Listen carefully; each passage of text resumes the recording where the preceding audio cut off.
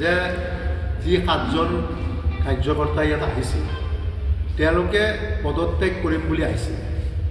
আপোনালোকৰ ওপৰত মই এৰি দিছোঁ যে পদত্যাগ কাৰ হ'ল, যিসকলে অলৰেডি বহিষ্কৃত হ'ল তেওঁলোকৰ পদত্যাগ হ'ব পাৰে, আৰু তেওঁলোকে বহিষ্কৃত হোৱাৰ পিছত ক্ষান্ত নাথাকি তেওঁলোকে আদালতৰ কাষ চাপিছে, আৰু আদালতেও বিষয়টো এতিয়ালৈকে চূড়ান্তকৈ একো সিদ্ধান্ত দিয়া নাই।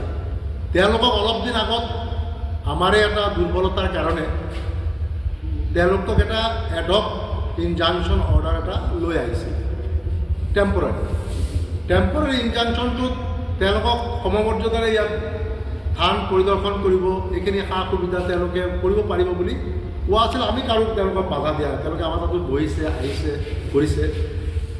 তাৰপিছত আমাৰ এই অৰ্ডাৰটো এইটো কিন্তু আপোনালোকে আইনত আদালতৰ কথা কিন্তু আপোনালোকে প্ৰকাশ নকৰিব, এইটো ক'ব নাপায় আছিলে তেওঁলোক, কিন্তু আপোনালোকক আপোনালোকে সুধিব বিচাৰিছে কাৰণে কৈছোঁ, বজাই নিদিব। এইকাৰণে কৈছোঁ যে এটা আদালতত আমি হতচৰা খাব লাগিব, যিহেতুকে আদালতৰ বিষয়ে আমি চৰ্চা কৰিবই নালাগে আচলতে। কিন্তু আদালতত কিন্তু তেওঁলোকৰ সেই টেম্পৰাৰী যিটো হৈছিলে, অৰ্ডাৰ হৈছিলে, তাৰ ওপৰত আমি কিন্তু ধান কমিটিয়ে চেলেঞ্জ কৰিছোঁ। সেই দোল উৎসৱটো লৈ সমগ্ৰ অসমত লগতে সমগ্ৰ দেশত এইবাৰ আমি জানিব পাৰিছোঁ যে বহু ভক্ত বহু বেলেগ বেলেগ ৰাজ্যৰ পৰা ইয়াত অহাৰ সম্ভাৱনা আছে।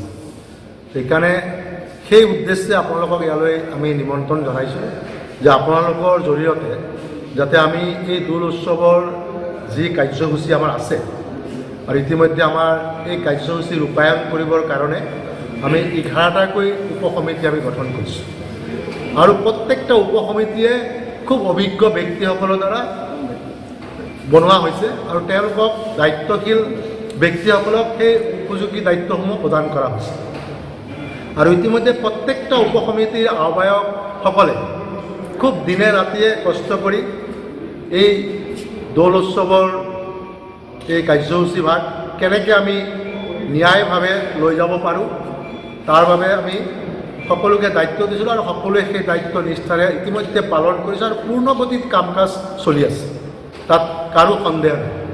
খালি আমি এটা কথাই আপোনালোকৰ পৰা বিচাৰিম যে আমাৰ থানৰ কোনো কালতে এনেধৰণৰ ধন আমি দিয়া হোৱা নাই, আৰু যি 85,000 ৰুপিজ সাংবাদিকসকলক দিয়া বুলি যিটো অপপ্ৰচাৰ চলাইছিলে কোনোবা সাংবাদিকসকলে, মই ভাবোঁ যে আপোনালোকেও আজিৰ পৰা এটা স্পষ্ট বাতৰি জৰিয়তে প্ৰকাশ কৰি দিয়ক যে সাংবাদিকসকলে পইচা লৈ পেলাই সাংবাদিকতা কৰিবলৈ কেতিয়াও নাহে, আৰু আমি ভট্টদবা থান সমিতিও এইটো বিশ্বাস কৰোঁ যে আপোনালোকৰ পবিত্ৰতাৰ ওপৰত যদি কোনোবাই আঙুলি তুলিছে তাৰ বাবে যদি কিবা কৰণীয় থাকে, ভট্টদবা থান পৰিচালনা সমিতিও সাজু আছে আপোনালোকৰ লগত।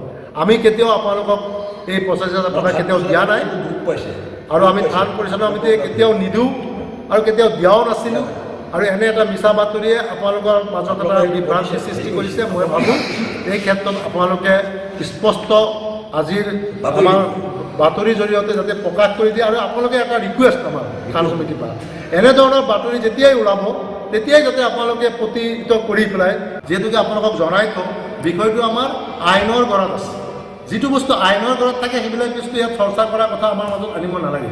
আইন আমি হাতত তুলি লোৱাটো আমাৰ উচিত নহয়। সেইকাৰণে মই যি পক্ষই নহওক, যেনেধৰণেই নহওক, যি কৰিবলৈ বিচাৰিছে সেইটো আইনৰ কাঠগড়াত গৈ যি আইনে আমাক যি সিদ্ধান্ত দিব সেই সিদ্ধান্ত আমি মানি ল'বলৈ চূড়ান্ত সিদ্ধান্ত হ'ব, আৰু আইন চলি থকা বিষয়বোৰ আমি আলোচনা কৰাটো আমাৰ কাৰণে উচিত নহয়, যিহেতুকে আইন আমি ওপৰত যি আস্থা ৰাখিছোঁ, আমি ভট্টদবা থান পৰিচালনা সমিতিয়েও সেই আস্থা ৰাখিছোঁ যে আমি আমাৰ কৰণীয়খিনি আমাৰ আইন বিশেষজ্ঞৰ লগত আলোচনা কৰি ইতিমধ্যে আমি তাৰ প্ৰত্যুত্তৰ দিবৰ কাৰণে আমি আইনৰ পক্ষত সাজু হৈ আছোঁ, আৰু আমি হয়তো অতি সোনকালে নিশ্চয় ভুল ভ্ৰান্তি সকলো থাকে, কিন্তু তাৰ মাজতো যিহেতুকে সকলো বস্তু আইনৰ মাজলৈ গৈছে সেই কথাবিলাক আমি আলোচনা বিলোচনা কৰাটো উচিত নহয়, আৰু আইনৰ গণ্ডিত থকা বিষয়বিলাক লৈ পেলাই যাতে সমালোচনাও হ'ব নালাগে। মই এইটো অনুৰোধ ৰাখিছোঁ যে থানৰ পবিত্ৰতাৰ লগত কোনো ব্যক্তি বিশেষৰ লগত কোনো সম্পৰ্ক নাই। থান আমাৰ গুৰুজনাৰ স্থানত সকলো ধৰণৰ ব্যক্তিৰ আগমন হ'ব, আৰু তাক লৈ পেলাই যাতে বিভ্ৰান্তিকৰ পৰিৱেশ কোনো কৰিবলৈ চেষ্টা নকৰে, আৰু যিসকলে কৰিব বিচাৰে সেইসকলে ইতিমধ্যে আইনৰ পক্ষত গৈছে আৰু আইনে এটা উচিত সিদ্ধান্ত দিব, যি সিদ্ধান্ত দিব সেই সিদ্ধান্ত আমি মানি ল'বলৈ বাধ্য। সেইকাৰণে আমি সেই বিষয়বিলাক লৈ আপোনালোকৰ লগত মত বিনিময় কৰিবলৈ বিচৰা নাই আৰু আমি অকল মাত্ৰ আপোনালোকৰ পৰা এটাই পৰামৰ্শ বিচাৰিছোঁ যে আপোনালোকে আমাক এটা সঠিক দিশ দিয়ক যে এই দৌল উৎসৱৰ যি 10 লাখৰ ওপৰত ভক্ত অহাৰ সমাগম হোৱাৰ সম্ভাৱনা আছে আৰু প্ৰথম দিনাখন মুখ্যমন্ত্ৰী ডাঙৰীয়া অহাৰ সম্ভাৱনাও আছে আৰু বিভিন্নজন আমাৰ অতিথি ইয়ালৈ অহাৰ সম্ভাৱনা আছে। কেইবাটাও দিশ আছে, আপোনালোকে বাতৰি পৰিৱেশন কৰিব পাৰিব, কাৰো নাম চোৱান নকৰা, কিন্তু সমালোচনা যাতে নহয় তাৰ কাৰণে মই আপোনালোকৰ ওচৰত এটা অনুৰোধ জনাব বিচাৰিছোঁ। সমালোচনা আমাক কৰিব নালাগে। আমাক যদি সমালোচনা কৰাতকৈ আমাৰ লগত যদি আপোনালোকে পঢ়িবলৈ ইচ্ছা কৰে ভুল মানুহৰ ভগৱান কৃষ্ণও ভুল হৈছিলে, গুৰুজনাৰ ভুল হৈছিলে আৰু এসময়ত গুৰুজনাই ইয়াতে থাকিব নোৱাৰি গুৰুজনাই আপোনাক গুচি যাব পাৰে জানে। গতিকে আমি এটা সামান্য মানুহ, গুৰুজনাই ৬৭ বছৰ বৰদবাদ দিলে গুচি যাবলগীয়া হ'ল আৰু, কিন্তু আমি সামান্য মানুহ, আমাৰ বাৰু কিবা ধৈৰ্য আছে। তথাপিও সততা, দৃঢ়তা, একতা, সমন্বয়ত আমি আছোঁ। গতিকে সমন্বয় অনা দৰিডাল আপোনালোকৰ লগত আমাৰ সদায় থাকিব আৰু আমাক আপোনালোকে সহায় কৰক। আৰু মই এটা অনুৰোধ জনাম যে বৰদোৱাৰ বিকল্প যেতিয়া বাতৰি বা আহিব তেতিয়া আপোনালোকে কিন্তু প্ৰতিবাদ কৰক।